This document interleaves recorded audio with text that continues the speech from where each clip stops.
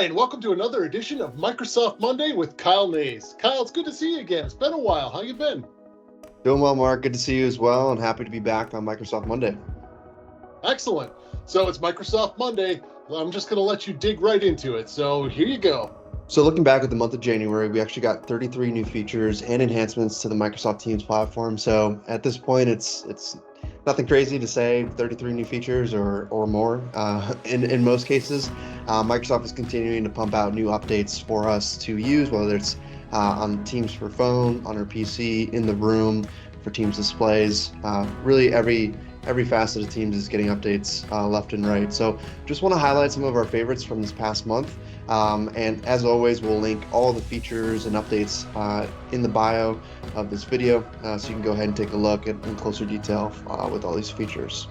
So one of the first things I wanted to highlight, and it's a pretty big announcement, is that Microsoft Mesh is now generally available.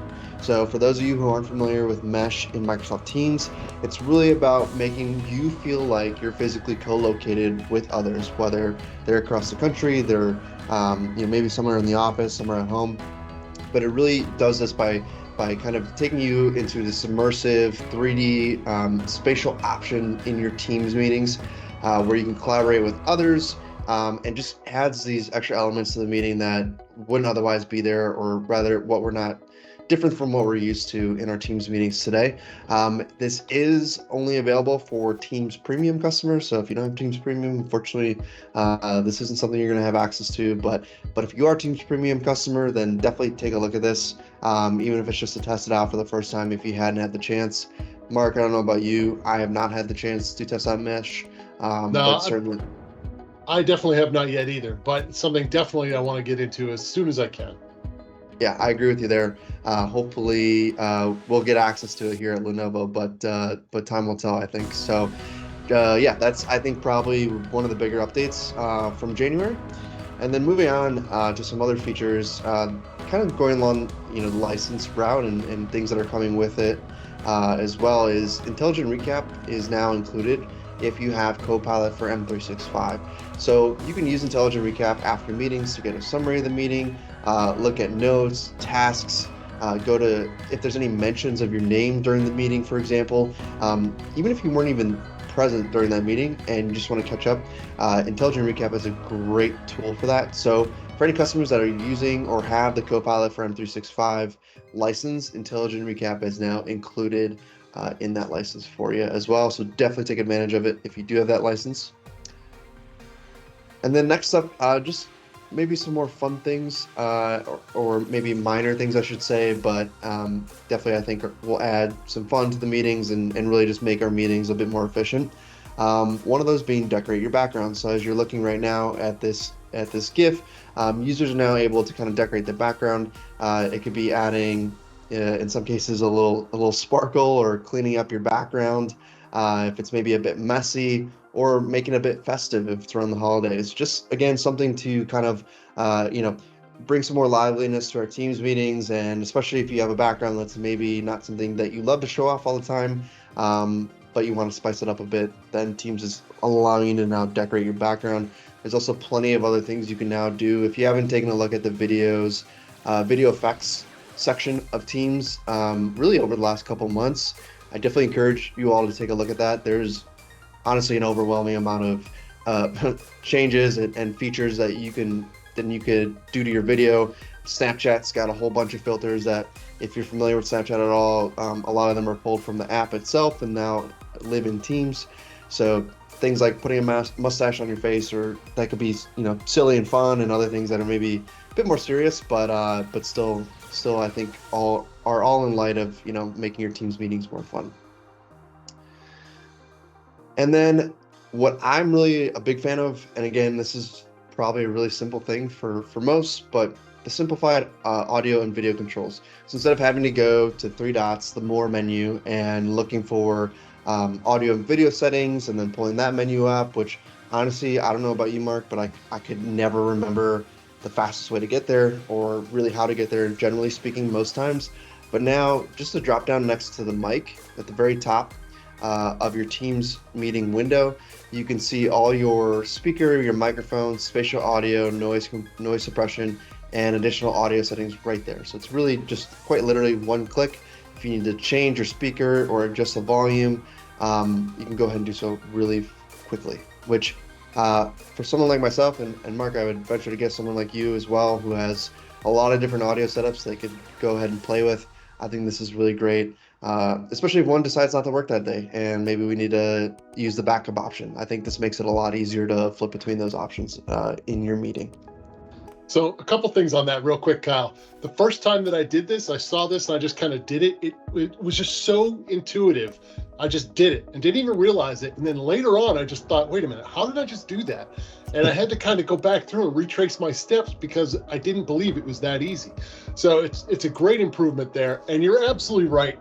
Number 2 on my list right here is that I constantly have, wacky audio things going on just because of the craziness of my office.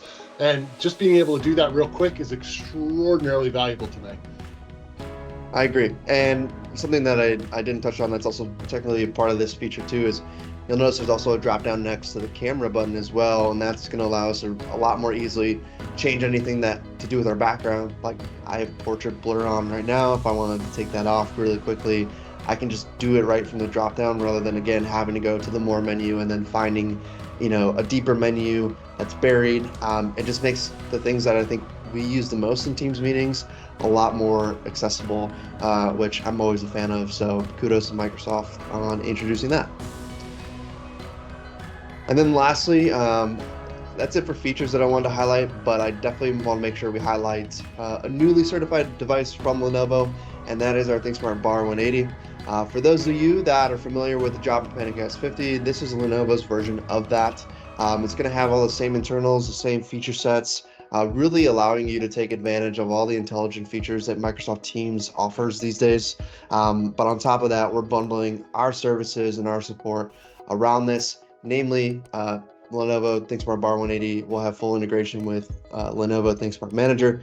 For those of you that are familiar with that platform for remotely managing and monitoring your rooms, it's a really great tool, and I'm really happy that we're going to add this to our portfolio of peripherals.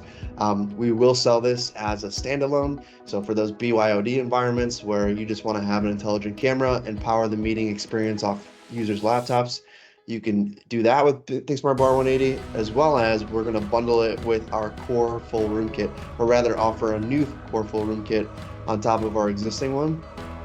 So you're still going to get your choice of IP or USB based touch controller, and then obviously our Teams dedicated compute as well. So really excited for this to hit the market and people to get their hands on it. It just started shipping last week, so it's still very fresh, but I'm glad to see it featured in the January update for newly certified devices. So with that said, those are all the updates for Microsoft Teams, or rather not all the ones, but really the ones that I wanted to highlight for the month of January. So if there's more you're curious, especially as I was scrolling and something maybe caught your eye, definitely make sure to check out the link and take a look at the full blog post. Also, Mark, I think it wouldn't be a Microsoft Monday at the beginning of February if we didn't talk a little bit about ISE as well. Lenovo was obviously there. I don't know about you, but I was super jealous that we were not there. Understandably, I understand why we weren't there, but at the same time, Lenovo really went all out this year. We had a double-decker booth, so 2 levels, huge booth. We not only highlighted all of our smart collaboration solutions at Lenovo, but we really took what we call more of a one Lenovo approach, bringing in solutions like workstations, like AR, VR, Chromeboxes, tons of other stuff that I think really paint a broader picture of what Lenovo can bring to our customers and our partners. Really a big fan of that, and like I said, jealous that we weren't able to make it there. Yeah, so I was definitely jealous I couldn't make it either.